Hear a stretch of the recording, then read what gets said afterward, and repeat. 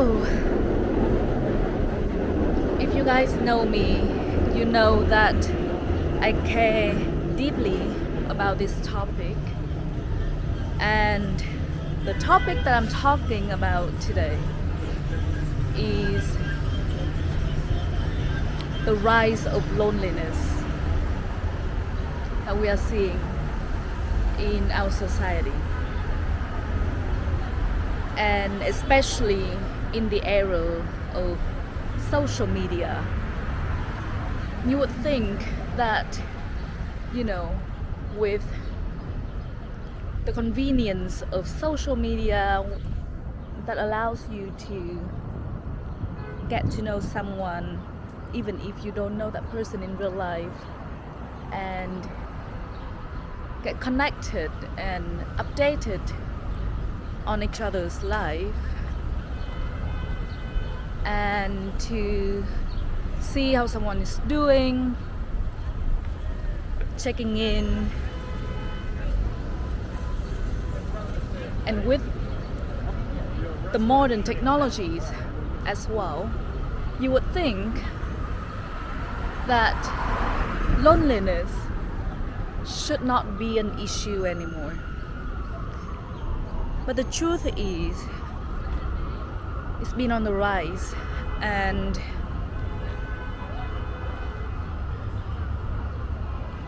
it makes me feel upset when I think about how a lot of people are probably feeling very lonely right now, even when they don't really show it, And you know why? I know it. It's because I was one of those. I used to feel very lonely, and it was one of the hardest time in my life. But I think no one around me actually knew about it. It's so easy to hide your sense of feeling lonely when all that people see on social media is the thing that you want people to see and know about you,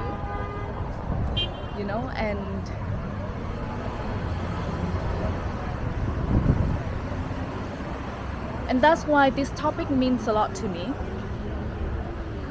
and it's also the topic that I've been picking up again and again through my conversations with people. And I guess that the purpose of me filming my video this week is simply just to share with you guys what I've done for myself to overcome it.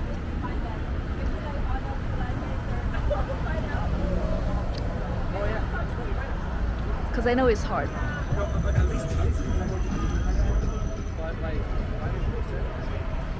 I think going back to understanding the why, I always want to start with why. I think, we can think of many reasons why more and more people are feeling lonely. But it all comes down to one thing to me. And it is when we compare to the wrong benchmarks, whatever it is,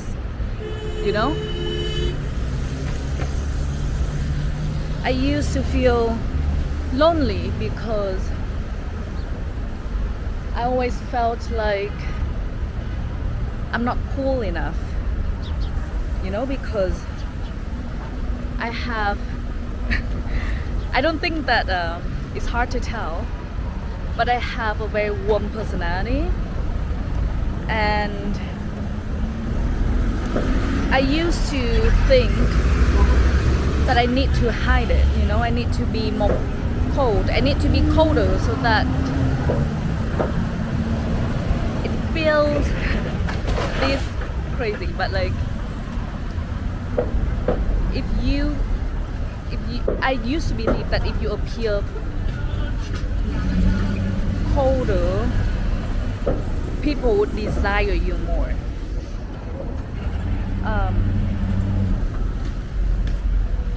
And I struggled with it because that's just not who I am. Another reason why I used to feel lonely is because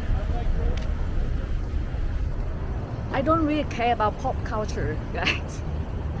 You know, for some reason I don't really care about the trends and what's popular. And this is not me trying to be, you know, different or anything. But in general, I just don't really understand why something is hot or people get really hyped up about, you know, celebrities or, you know, popular stuff in general.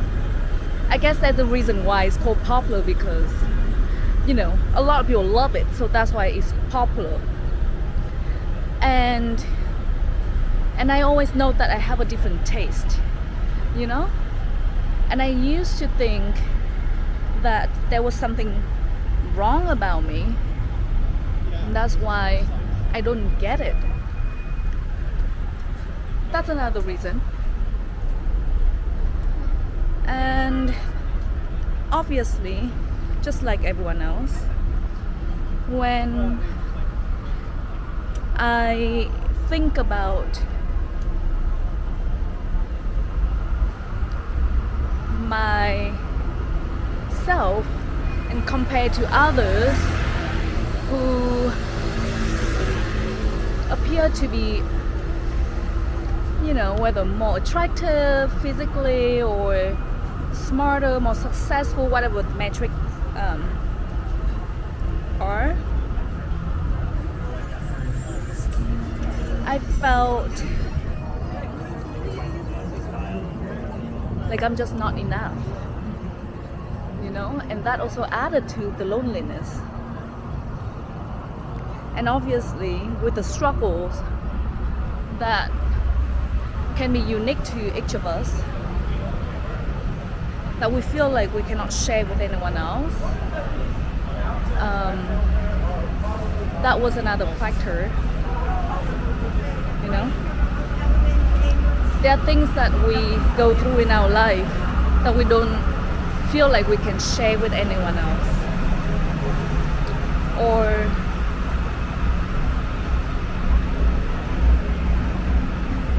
if I compare myself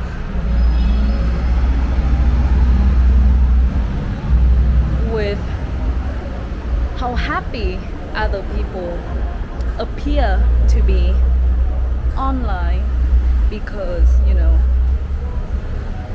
they are always out and checking in with a lot of friends, and if I wasn't invited, it could have made me feel lonely as well. So that used to be me, you know, before the pandemic. The sense of not feeling like I belong, or feeling as if no one really understood me, that desire to be seen to be heard.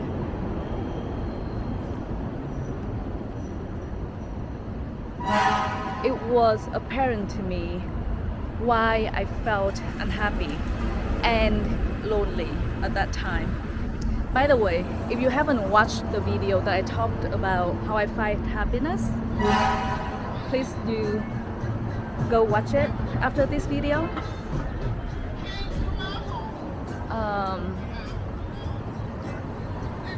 But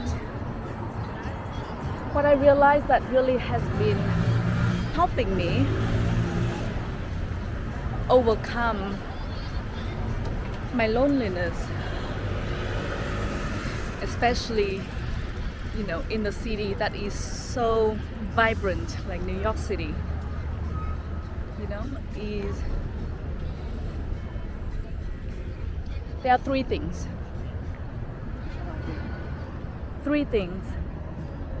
that really help me overcome it. One is be your authentic self. I know this is one of the things that we hear many times, and oh, I love this jazz. Can you hear it?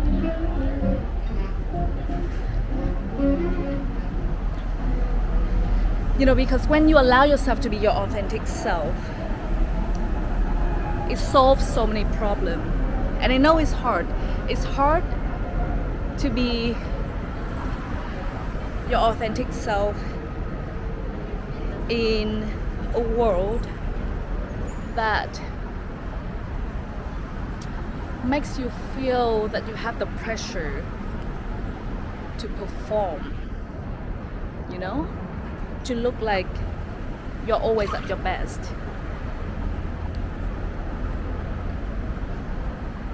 But I stopped caring about it. I think crazy as it sounds, but the pandemic really helped me. When I was all by myself, and I realized that I just really loved spending time with myself, So all my thought before the pandemic, thinking that I wasn't enough, that I wasn't cool enough, I wasn't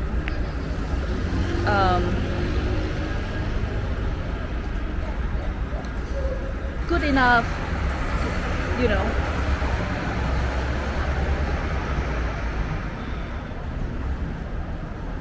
I realized that that wasn't true, because when I was all by myself, that was when, for the very first time, I fell in love with myself, because I allow myself to be myself. And when you try it for the first time, it might feel awkward, It might feel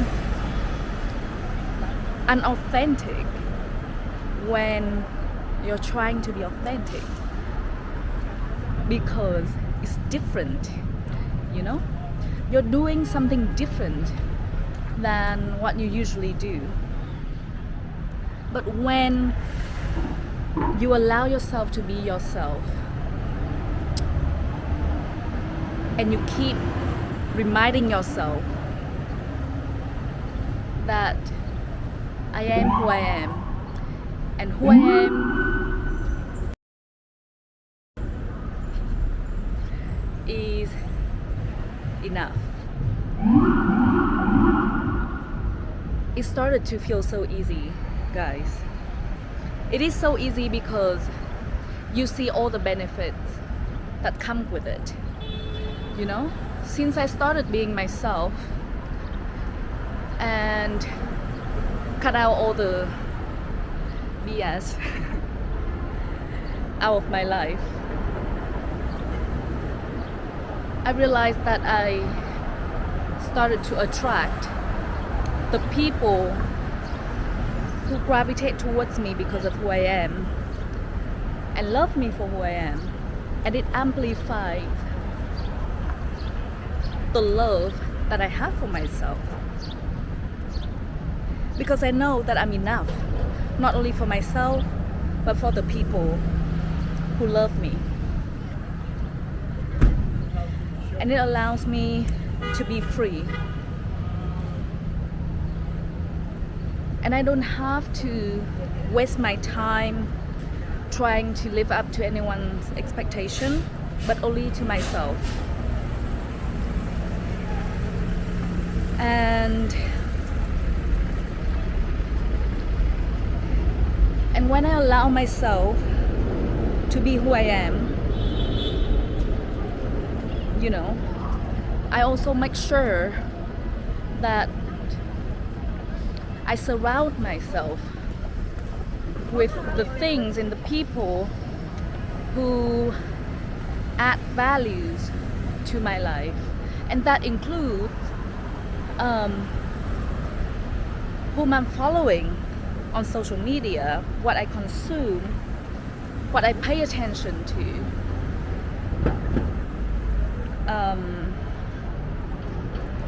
You know, and I'm very aware of my own vibration, my own energy, that I want to keep it the way it is, so that it attracts the people who are vibing at the same level with me, you know. And that's the reason why I no longer feel like I don't belong. I no longer feel alone, you know. I mean, I can be alone, but I no longer feel lonely because of that. Because allowing myself to be myself helps me attract the people who are meant to be in my life. And all of this adds more value to my life, not to mention that it allows me to also add more value to the people around me, and it's a win-win for everyone. And we keep uplifting each other. So that's one. Be yourself. The second one that I know that has helped me a lot to overcome loneliness is to really do the internal work, you know. And when I say do the internal work, what I'm saying is to allow myself to have the solitude and clear out the noises around me once in a while, so that I can tap into my deepest self and understand my worth.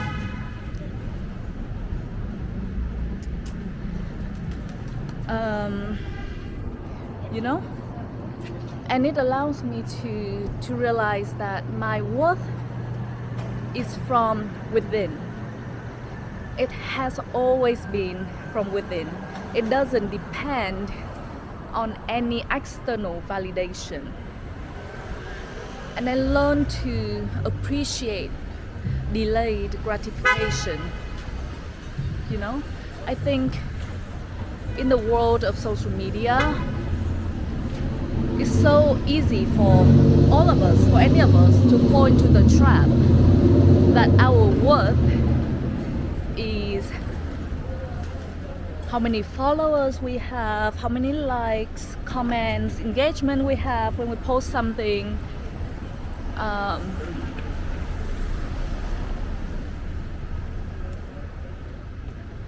and all of these metrics, while may be important to some people, because I know that some people do make money based on these metrics, is how they make a living, right? But we need to be very clear about our true self-worth when we strip off all of these superficial metrics and just understand our value because we know it, not because someone tells us how much we are worth. If I were to base my value on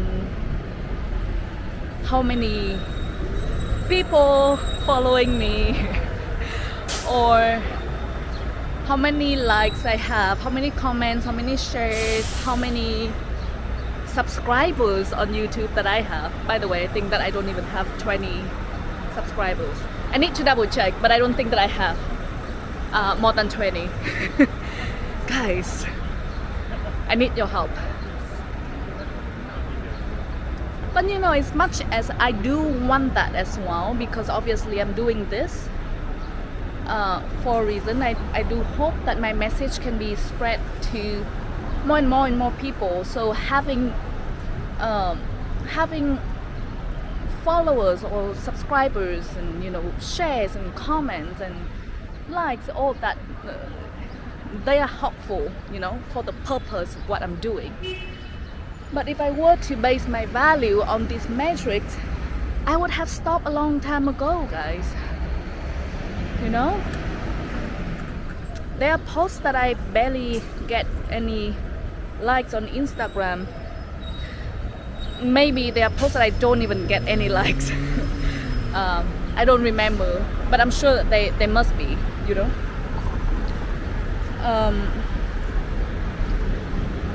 I would have stopped doing what I'm doing a long time ago if I were to believe my value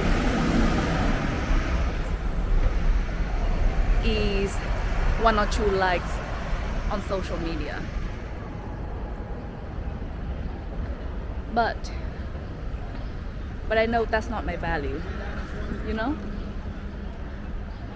And I know that because it's through my real life connection with people, with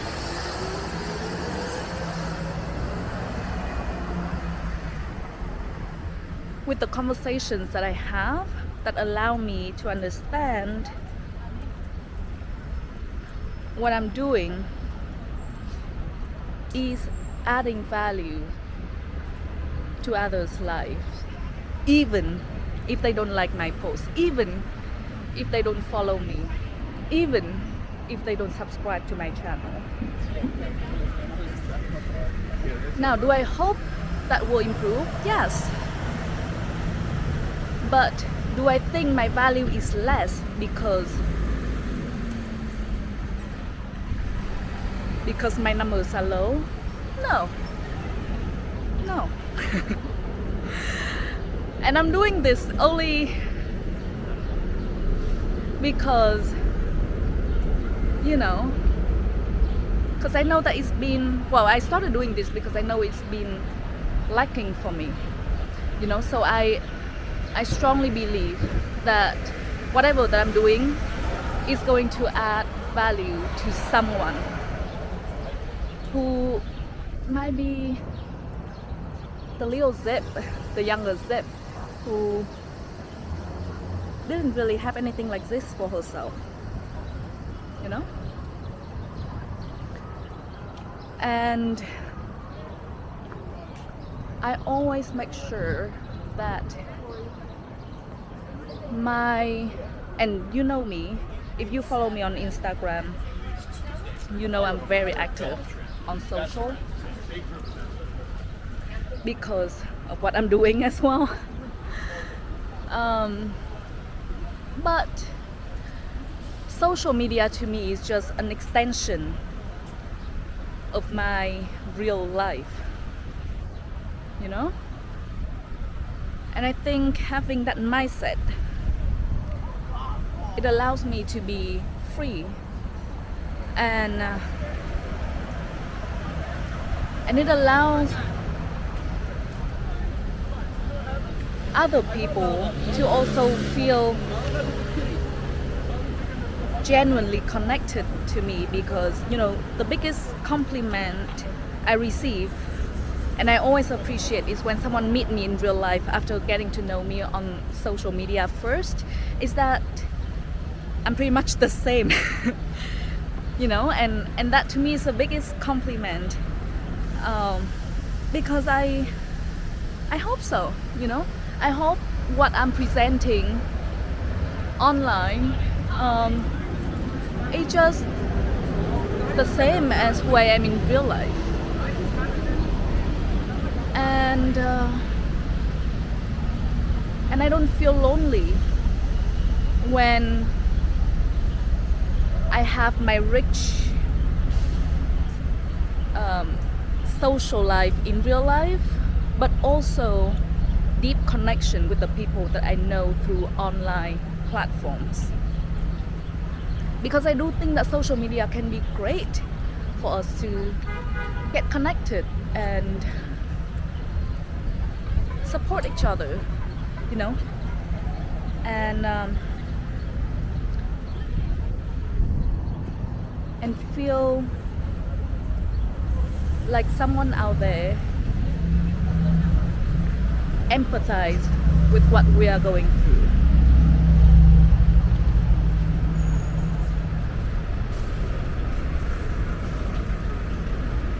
And the third one, which is the one that I think it took me the longest time to overcome, but once I'm able to do it, it's a game changer for me. And that is to learn how to ask for help in real life. You know?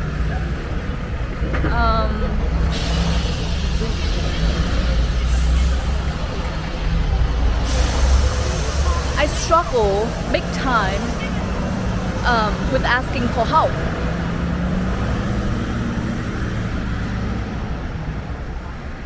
It's so easy for me to just throw myself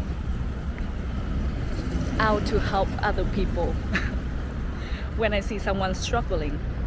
It's the opposite when I'm struggling and I know I need help. You know, and I think that was also the reason why I felt lonely.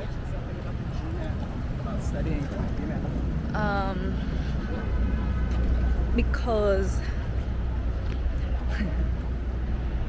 I don't know if someone would bother to help me, you know, and I know that sounds silly, I know, but I don't want, I was gonna say I didn't, but I still don't want to create a burden for others. So that's why it's very hard for me to ask for help.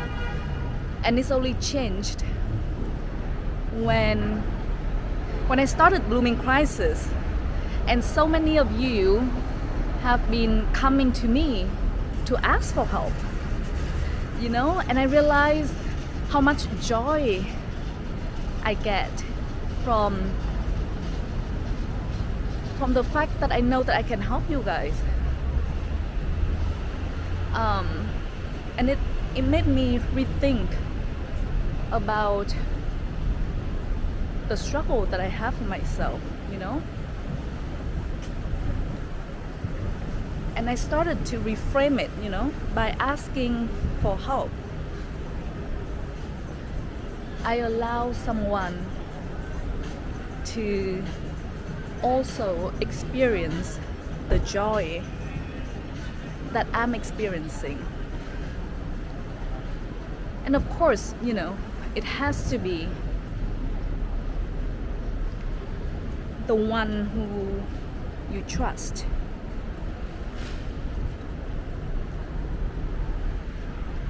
But asking for help, please,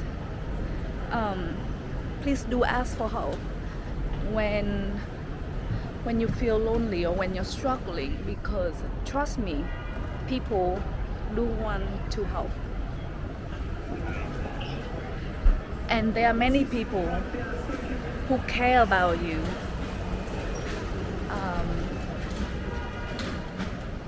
and love you, you know.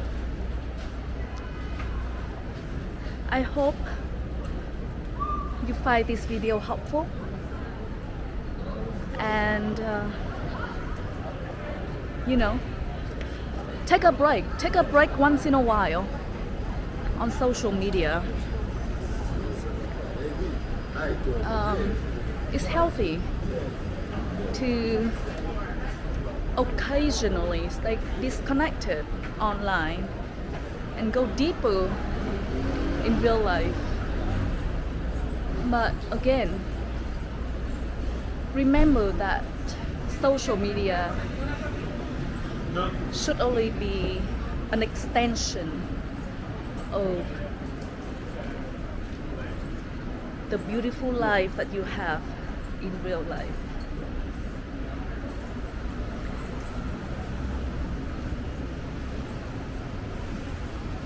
I will talk to you guys again soon.